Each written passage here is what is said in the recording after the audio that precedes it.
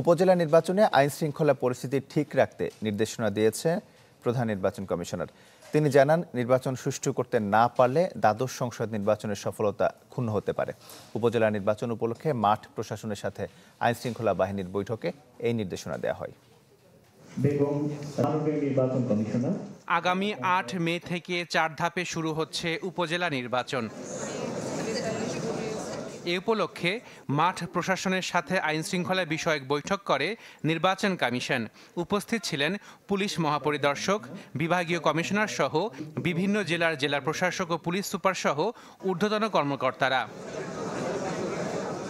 নির্বাচনে যাতে কোনো সহিংসতা না হয় সেদিকে খেয়াল রাখতে আইনশৃঙ্খলা বাহিনীর সদস্যদের নির্দেশ দেন সিইসি।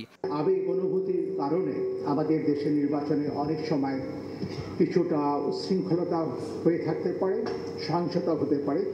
এগুলো যেন না হয় সেই দিকটাও আমাদের দেখতে হবে। নির্বাচনটা যাতে অবাধ হয়, যারা ভোটার তারা যেন এসে নির্বিঘ্নে ভোট প্রদান করে আবার নির্বিঘ্নে বাড়ি ফিরে যেতে পারেন, এই বিষয়টার উপর আপনাদের দৃষ্টি রাখতে হবে। তিনি বলেন, আসন্ন উপজেলা নির্বাচন সুষ্ঠু করতে না পারলে ৭ জানুয়ারি ভোটের সফলতা ক্ষুণ্ণ হতে পারে।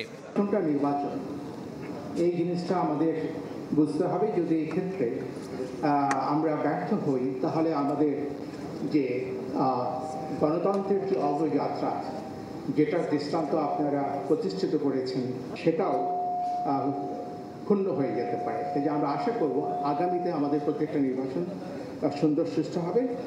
৮ মে ভোট গ্রহণ হবে ১৫২ উপজেলায়। উপজেলা পরিষদের নির্বাচন। আশিকুন প্রিন্স, চ্যানেল 24, ঢাকা।